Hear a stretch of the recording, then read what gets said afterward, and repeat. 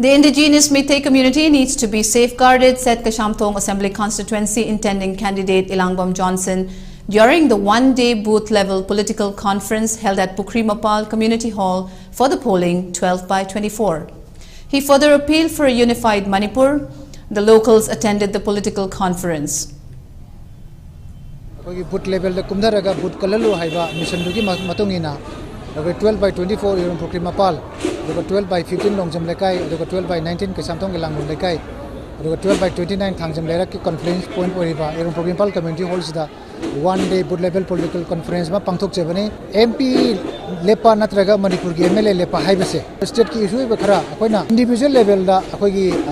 parliamentary Pukatpaduga, state ama represent Toruga Pukatpa, Anisiki forceful.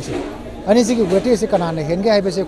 Munna Kalamatung, the assembly the Koi Kondazer Pani, Akona Kanjariba, a political objective Hajabatare, Donaga political dialogue, Oiro, Ataka Manipura, Koi Jiji, Mitop Changaiba, Sledra Koi, foreigners identified Tamanaba, a NRC Gumba Masam Nabagi, Dum Wakalon Singasi, a state participate or Matunda, Ubangani, Habisi Kanjarakanda, a MP option Jimadi, as a unity, Masito.